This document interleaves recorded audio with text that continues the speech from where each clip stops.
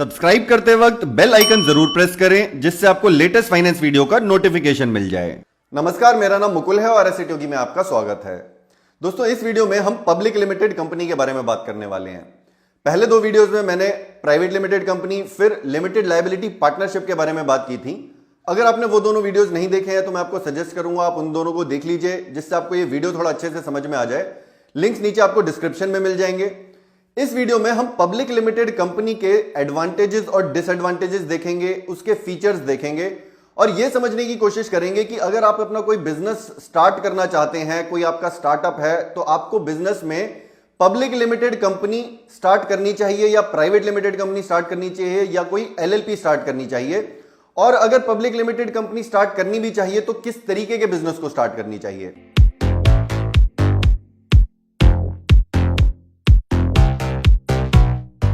चलिए, सबसे पहले हम पब्लिक लिमिटेड कंपनी का कंसेप्ट समझ लेते हैं। पहले इसके नाम पे आप थोड़ा सा ध्यान दीजिए।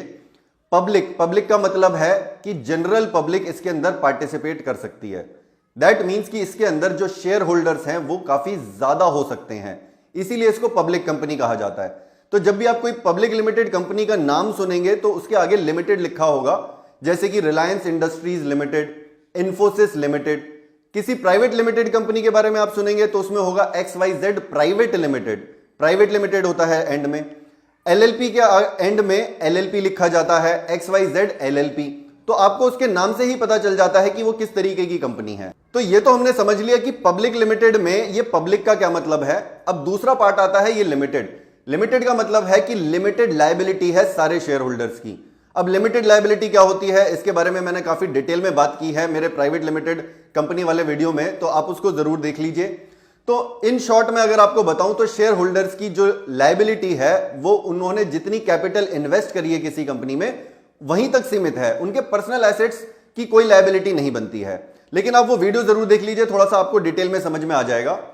अब हम बात करते हैं कि पब्लिक लिमिटेड कंपनी के गवर्निंग रूल्स क्या होते हैं। पहले तो आप यह बात का ध्यान दीजिए कि जैसे प्राइवेट लिमिटेड कंपनी के ऊपर कंपनीज एक्ट 2013 लागू होता है, सिमिलरली कंपनीज एक्ट 2013 ही पब्लिक लिमिटेड कंपनी के लिए भी एप्लीकेबल होता है।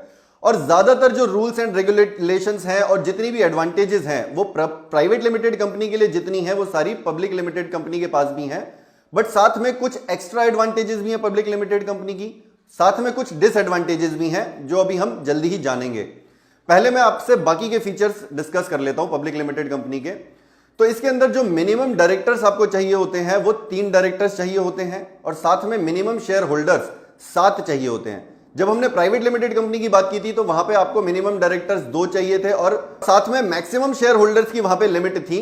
200 शेयर होल्डर्स हो सकते हैं मैक्सिमम प्राइवेट लिमिटेड कंपनी में। और वहां पे प्राइवेट लिमिटेड कंपनी में हमने देखा था कि जो मैक्सिमम शेयर होल्डर्स हो सकते हैं वो 200 हो सकते हैं। और जैसा मैंने पहले कहा कि पब्लिक लिमिटेड कंपनी के अंदर मिनिमम शेयर होल्डर्स तो 7 है, लेकिन maximum number of share holders की कोई लिमिट नहीं है। जनरल पब्लिक कितने भी शेयर होल्डिंग में पार्टिसिपेट कर सकती है। अगर आप बहुत ज्यादा पैसा रेज करना चाहें तो अब मैं समझता हूं कि रिलायंस इंडस्ट्रीज के अंदर पता नहीं कितने ही लोगों ने, अनगिनत लोगों ने इन्वेस्ट किया होगा, तो शेयर होल्डर्स की कोई लिमिट नहीं है।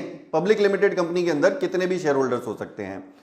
फिर एक फायदा यह होता है पब्लिक लिमिटेड कंपनी का कि आप उसके अंदर पैसा रेज कर सकते हैं पब्लिक से, स्टॉक एक्सचेंज पे वो लिस्ट हो सकती है। स्टॉक एक्सचेंज पे जब लिस्ट होगी तभी जनरल पब्लिक उसके अंदर पार्टिसिपेट कर सकती है। और लास्टली एक और फीचर है इसका जो है परपेचुअल सक्सेशन का। परपेचुअल सक्सेशन का क्या मतलब है कि ये कंपनी हमेशा चलती रहेगी, चाहे कोई डायरेक्टर या कोई भी शेयर होल्डर रहे या ना रहे। उस डायरेक्टर या शेयर होल्डर को रिप्लेस किया जा सकता है। ये शेयर्स ट्रांसफरेबल हैं। अगर किसी शेयर होल्डर की या डायरेक्टर की डेथ हो जाती है या कोई वो बैंकरप्ट हो जाता है या किसी भी वजह से वो शेयर होल्डर नहीं रहता है तो कंपनी बंद नहीं होती है, कंपनी हमेशा चलती रहती है। यह होता है आपका परपेचुअल सक्सेशन का कंसेप्ट। ये प्राइवेट लिमिटेड कंपनी में भी एप्लीकेबल है और साथ में LLP के अंदर भी एप्लीकेबल है। तो ये तो हो गए कुछ मेन फीचर्स जो पब्लिक लिमिटेड कंपनी के हैं। अब मैं आपसे कुछ एडवांटेजेस और डिसएडवांटेजेस की बात कर लेता हूं। तो एडवांटेज की अगर हम बात करें पब्लिक लिमिटेड कंपनी की तो पहली एडवांटेज है इसकी लिमिटेड लायबिलिटी की, जो मैंने आपसे ऑलरेडी बात कर ली है। लिमिटेड लायबिलिटी का मतलब है कि शेयर होल्डर्स की लायबिलिटी सिर्फ उनकी शेयर होल्डिंग तक लिमिटेड है। जितनी उन्होंने शेयर कैपिटल डाली है कंपनी के अंदर उतना ही उनका पैसा जाएगा। अगर कंपनी बैंकरप्ट होती है तो उनके पर्सनल एसेट्स लायबिलिटी में नहीं काउंट होते हैं। तो ये एडवांटेज आपकी प्राइवेट लिमिटेड कंपनी के अंदर भी है और LLP यानी कि लिमिटेड लायबिलिटी पार्टनरशिप के अंदर भी है। दूसरी इसकी बड़ी एडवांटेज है कि आप large amount of money raise कर सकते हैं। अगर आपकी फंड्स की रिक्वायरमेंट बहुत ज्यादा है तो कंपनी को स्टॉक एक्सचेंज के ऊपर लिस्ट किया जा सकता है और पब्लिक से पैसा इकट्ठा किया जा सकता है, जिसको आप अपने बिजनेस के अंदर इन्वेस्ट कर सकते हैं। तो ये इनफैक्ट पब्लिक लिमिटेड कंपनी का सबसे बड़ा फायदा है। अगर आप बहुत बड़ा बिजनेस करना चाहते हैं, इन्वेस्टमेंट की रिक्वायरमेंट आपकी काफी ज्यादा है, तो आप पब्लिक लिमिटेड कंपनी पे जा सकते हैं। तीसरी इसकी एडवांटेज है, जब कंपनी स्टॉक एक्सचेंज पे लिस्ट हो जाती है तो शेयर्स की ट्रांसफरेबिलिटी काफी आसान हो जाती है। शेयर्स को बेचा और खरीदा बहुत जल्दी जा सकता है, लिक्विडिटी बढ़ जाती है। तो आपकी जितनी भी इन्वेस्टमेंट है किसी पब्लिक लिमिटेड कंपनी में, अगर आप चाहें तो उसे एक ही दिन में बेच के अपना पैसा वापस ले सकते हैं, लेकिन ये प्राइवेट लिमिटेड कंपनी या एलएलपी में पॉसिबल नहीं हो पाता है। चौथी अगर मैं इसकी एडवांटेज की बात करूं तो काफी ट्रांसपेरेंसी होती है शेयर होल्डर्स के लिए। हर कंपनी जो भी पब्लिक लिमिटेड है वो टाइम टू टाइम इंफॉर्मेशन देती रहती है, एनुअल रिपोर्ट्स निकालती है, जितनी भी उसकी कंप्लायंसेस हैं वो मीट करनी पड़ती हैं। तो ये भी एक काफी बड़ी एडवांटेज है शेयर होल्डर्स के लिए कि उनको टाइम टू टाइम मैनेजमेंट के बारे में पता चलता रहता है, कंपनी किस सेक्टर के अंदर एंटर कर रही है, क्या इंफॉर्मेशन है, ये सारी उनको टाइम टू टाइम मिलती रहती हैं, जो एक प्राइवेट लिमिटेड कंपनी या लिमिटेड लायबिलिटी पार्टनरशिप में पॉसिबल नहीं हो पाता है। तो ये थी कुछ main advantages public limited company की। अब मैं आपसे बात करता हूं डिसएडवांटेजेस की। डिसएडवांटेज में देखिए, सबसे पहले ही डिसएडवांटेज है कि इसके कंप्लायंसेस बहुत ज्यादा होते हैं। अब ट्रांसपेरेंसी अगर इतनी ज्यादा मेंटेन करनी है शेयर होल्डर्स के साथ तो रिक्वायरमेंट्स भी उतनी ही ज्यादा हो जाती हैं।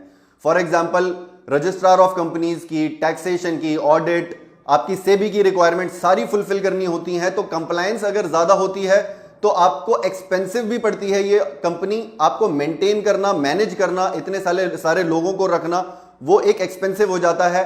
तो ये उसकी दूसरी डिसएडवांटेज हो जाती है कि एक पब्लिक लिमिटेड कंपनी को मैनेज करना और ऑपरेट करना थोड़ा एक्सपेंसिव पड़ता है। तीसरी इसकी डिसएडवांटेज मैं कहूंगा रेगुलेटरी ओवरसाइट। सेबी की काफी ज्यादा रेगुलेशंस होते हैं और अगर आप एक पब्लिक कंपनी है तो आपको बहुत माइन्यूटली देखा जाता है, न्यूज़पेपर्स कवर करते हैं। तो अगर आप चाहते हैं कि आपको इतने ज्यादा रेगुलेशंस नहीं करने हैं तो आपको शायद पब्लिक लिमिटेड कंपनी नहीं बनानी चाहिए। चौथी इसकी बड़ी डिसएडवांटेज है लॉस ऑफ मैनेजमेंट कंट्रोल। देखिए, जब आपकी कोई प्राइवेट लिमिटेड कंपनी होती है या एलएलपी होती है तो उसके अंदर आप डिसीजन मेकिंग बहुत फास्ट कर सकते हैं। आप ही के हाथ में है सारे डिसीजंस एज ओनर या एज शेयर होल्डर। 2-3 लोग ही मेन शेयर होल्डर्स होते हैं या मैनेजमेंट का पार्ट भी वही होते हैं जो काफी जल्दी डिसीजंस ले लेते हैं। पब्लिक लिमिटेड कंपनी के अंदर बोर्ड ऑफ डायरेक्टर्स के अंदर काफी इंडिपेंडेंट डायरेक्टर्स भी होते हैं, काफी सारी सेबी की रिक्वायरमेंट्स हैं, तो वो बोर्ड ऑफ डायरेक्टर्स एकदम इंडिपेंडेंट होते हैं शेयर होल्डर्स से। तो शेयर होल्डर्स चाहे कोई लेट से 70% किसी के पास शेयर होल्डिंग भी है, लेकिन बोर्ड ऑफ डायरेक्टर्स की जो डिसीजन होगी वो सारे शेयर होल्डर्स को मानना पड़ेगा। तो ये एक तरीके से मैं कहूंगा कि डिसीजन मेकिंग थोड़ा सा स्लो हो जाता है। तो अगर आप पब्लिक लिमिटेड कंपनी पे जाना चाहते हैं तो बहुत जरूरी है कि आपका बिजनेस एक स्केल पे पहुंच गया हो। तो अगर हम बात करें कि किस तरीके के बिजनेस को पब्लिक लिमिटेड कंपनी में जाना चाहिए, मैं कहूंगा कि जो ऑलरेडी एक प्राइवेट लिमिटेड कंपनी एक अच्छे स्केल पे पहुंच गई है, करोड़ों में उनका टर्नओवर है, जो एक्सपेंसिव जितने भी एक्सपेंसेस हैं पब्लिक लिमिटेड कंपनी के वो बियर कर सकती है और साथ में वो अपने बिजनेस को एक्सपैंड करना चाहती है, इस टाइप की कंपनी को पब्लिक लिमिटेड कंपनी बनना चाहिए। अगर आप अपना कोई बिजनेस स्टार्ट कर रहे हैं, कोई आपका स्टार्टअप है, तो आपको पब्लिक लिमिटेड कंपनी नहीं स्टार्ट करनी चाहिए। आपके लिए बेस्ट फॉर्म्स हैं, या तो आप प्राइवेट लिमिटेड कंपनी स्टार्ट कीजिए, या फिर आप अगर कम कंप्लायंसेस करना चाहते हैं प्राइवेट लिमिटेड कंपनी से भी तो आप एलएलपी शुरू कर सकते हैं। तो इसके लिए प्राइवेट लिमिटेड कंपनी और एलएलपी वाला वीडियो आप जरूर देख लीजिए, उसके अंदर मैंने सारे डिटेल में बात करी है कि उनके क्या एडवांटेजेस और क्या डिसएडवांटेजेस हैं। आई होप ये वीडियो देखने के बाद आपको एक ओवरव्यू मिल गया होगा पब्लिक लिमिटेड कंपनी का और क्या आपके ये बिजनेस के लिए सही रहेगी, ये आपको आइडिया लग गया होगा। तो अगर आपको ये वीडियो अच्छा लगा तो इसको लाइक और शेयर जरूर कर दीजिए। अगर आपके कुछ सुझाव हैं इस वीडियो से रिलेटेड या चैनल से रिलेटेड तो आप नीचे कमेंट सेक्शन में कर सकते हैं। अगर आप कुछ टॉपिक्स भी सजेस्ट करना चाहते हैं फ्यूचर वीडियोस के लिए तो आप नीचे कमेंट कीजिए। अगर आपने इस चैनल को अभी तक सब्सक्राइब नहीं किया है तो नीचे से सब्सक्राइब करके अपने फोन में बेल आइकन जरूर प्रेस कर लें, जिससे आपको लेटेस्ट वीडियो का नोटिफिकेशन मिल जाए। तो मिलते हैं अगले ऐसे ही एक इंफॉर्मेटिव वीडियो में, तब तक सीखते रहिए, कमाते रहिए और हमेशा की तरह खुश रहिए।